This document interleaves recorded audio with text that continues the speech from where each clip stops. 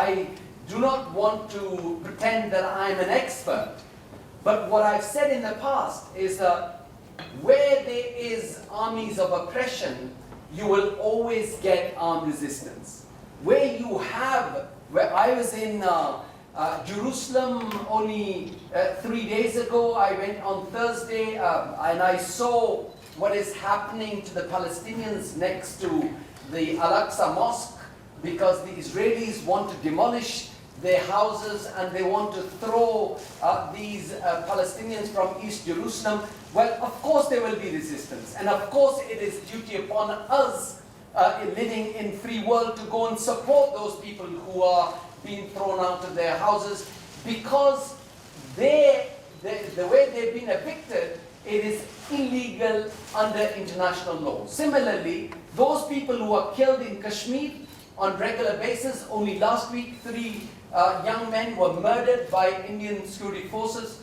There are reports, as you know, Professor Chatterjee's report on mass graves and unnamed graves, unmarked graves. There are many, many international, whether it is Amnesty International, Physicians for Human Rights, Asia Watch. There are so many international organizations that have reports, but when the international community, and I say this about the United Nations, fails in its role in identifying and also actually doing something about those big countries with big commercial interests, those countries abusing human rights on a regular basis, then I know that there are armed struggles because people resist anyone. And quite frankly, I was talking to somebody in Jerusalem last week and I said, if I had, God forbid, my son or my daughter murdered right in front of my eyes, I am sure I would also resort to armed resistance. And you know, this might make headlines somewhere.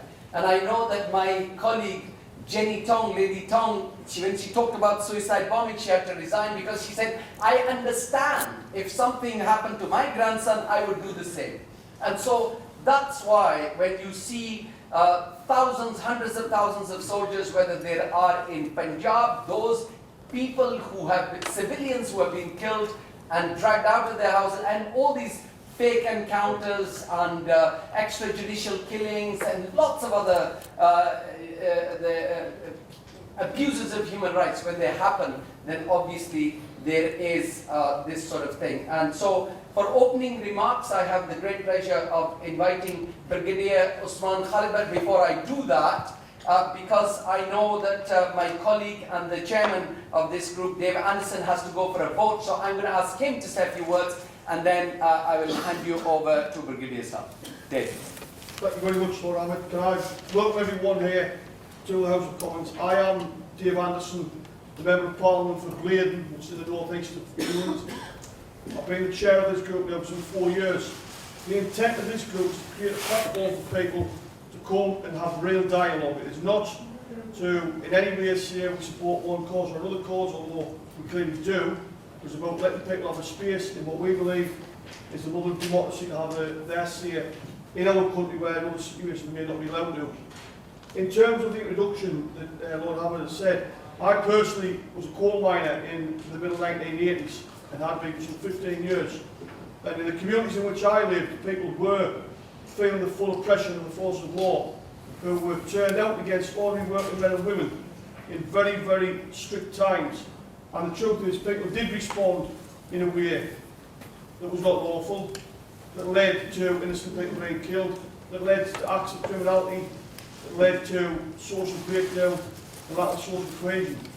So I've had direct, personal understanding of the things that people from one place like India go through. It may not be on the same scale, but for individual people living in individual communities, it's very, very similar. We see the problems even today in a place that we thought had calmed down, i.e. in the north of Ireland, where for years we've strove to try and make peace in that area. We've identified issues and tried to bring together community resolution. So far that's been quite positive after a long, long time of failure. But as has been seen in the last few days, that potential for that place to erupt is still there. And one of the great things that I hope that while I want very, very clearly the police, and if necessary, I hope it isn't necessary, other forces of law and order to restore some sense of stability. What I do not want to see is a situation that develops in what we had before, where it was state oppression of people in that province. So I wish you well in the discussion today. If possible, I will come back later on, but we are in a very, very tight deadline today in terms of voting. There's a number of different issues that we're going to be voting on throughout the day. So best of luck everyone, and if I can help any way, I'm always there. Thank you very much.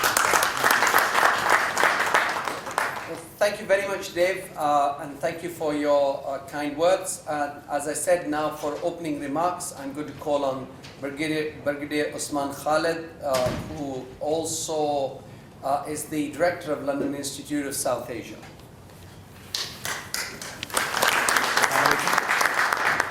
I'm Usman Khalid. I'm the founder of and headed the Institute of South Asia for the last 7 years. Now, because of my illness, which I told you about last year, I have handed over the executive directorship of the institute to Brigadier Separatist, who is sitting on my right, and you will see more of him. And as I fade out, he'll be phased in, and he'll be the one who will be actually dealing with all the day-to-day affairs of the institute. This subject that we've chosen today is extremely important, because South Asia is a kind of a powder keg, and more people are dying in South Asia in the wars that are taking place, and the wars are called generally insurrectional wars. So insurgency is taking place not only in India but also in Pakistan, Afghanistan, and we know that Southeast Asia, the entire Southeast Asia, particularly Burma and Bangladesh, and the entire 7 states of Assam, they are also in turmoil. It becomes extremely difficult for anyone to try and understand and to put the whole thing into some sort of a perspective, because they are not like movements. The movements are very unlike, they're very different to each other, and they have they might stem from the same origin, but the factors that have caused them and the way they operate are quite different. Generally, we can classify the movements that are operating there into 2 groups. One is the movement of self-determination, which are like the one in Kashmir, like one in Punjab, like one in Assam. And the other is movements for rights, like the rights that, of Dalits, untouchables, Adivasis, the movements which are now called either Naxalite or Maoist movements, which have recently become probably the most violent movements in India, more violent than any other that we have known for about 60 years. Now, to try and understand what is happening, I think one has got to go a bit deeper than what we hear in the news. The causing factor of the 3 movements of self-determination that I mentioned are different, but relatively well known. We know about Kashmir. It's a case of self-determination having been denied, promised to them in 1948-49, denied to them ever since, and the movement has continued. We invited Sayyid Ali Gilani to come and attend and head this meeting and be the keynote speaker here. Unfortunately, he was not given the visa. We asked Mr. Shah Rahbar, who is the editor of Rahbar Weekly and one of the keenest voices of Kashmiris in the valley, we asked him to come. He was also not given a visa. We asked them we should get a video, a CD by which we should be able to display and encourage us so that we know what, so that we can almost feel the presence of Sayyid Ali Gilani among us. Sayyid Ali Gilani was born in 1929. He's 81 years old. Like me, he's suffering cancer. As a person whose very presence and whose very name inspires confidence in a lot of us, people who have never seen him, and we wanted to see him. We desperately wanted to see him. He never wanted to come to UK, but this time he said, I want to come to UK for the reason because there are so many people who want to see me. We desperately wanted to do that. It didn't happen. We wanted to see his face. Maybe we'll eventually get that video out of him because he's still in prison. And it seems to me that as if he's being kept in prison just so that the point is made that he can't. India is more powerful than any human rights, than any struggle, than anything that that we've been able to wage so far for the people of Kashmir. India is stronger than that.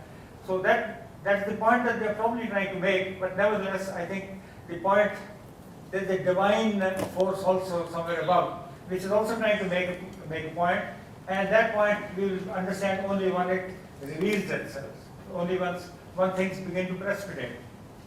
I've got a message now from Mr. Shah Rahbar, which I'll read to you at the end.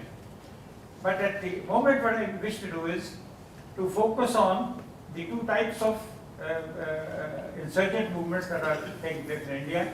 I said the first type of movement are movement for self-determination. Assam is got border with 3 countries, Myanmar, China and Bangladesh, and it's connected with India only by a 17-mile corridor. Those people cannot be very similar to that of India if they're connected. Their link, geographical link is as tenuous as that. It's a vote in the House of Commons. It's okay. So in 1946, the kind of partition which was taking place according to the Commission plan, in that Assam and Bengal would have been one country. So history definitely tells us, and geography tells us, that those people are different and they have got a right to be different and express their right of self-determination. The Sikhs were a sovereign nation. Their sovereignty and their separateness was always recognized. The Sikhs are probably one nation in the world who bear their identity. With their turban, with their beard, with their toga, they wear their identity. I mean, nobody makes so much of a point to distinguish himself from everybody else as the Sikhs do. And to say that they are not a nation is one of the most perverse things that you can ever say.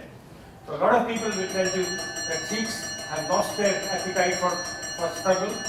They will tell you that in 1984 they have been smothered into submission. I do not believe that.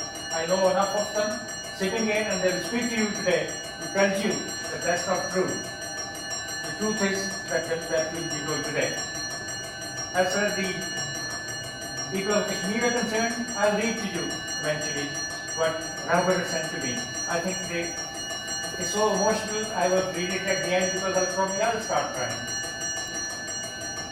But I'll like to stress at this point the other type of movements, which are movement for rights, movements which have been raised by the untouchables of India and a representative of one of the greatest representatives of the untouchable movement, the editor of Dalit Voice, Mr. V.T. Rajshekhar, is sitting in front of us, right here.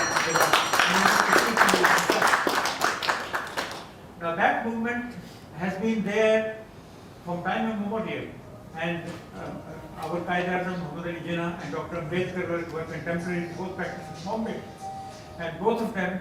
So the history of that and how the convergence and divergence precipitated something that we need to know about. V.T. Rajshekhar will tell us. But what we are more concerned with today is something which we hear about, Naxalites and Maoists. Who are they?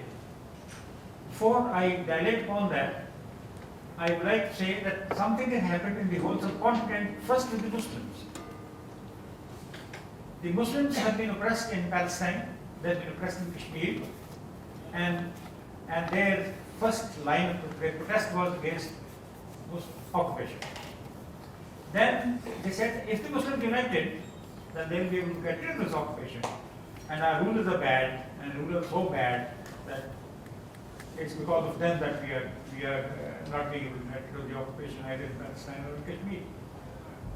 So the second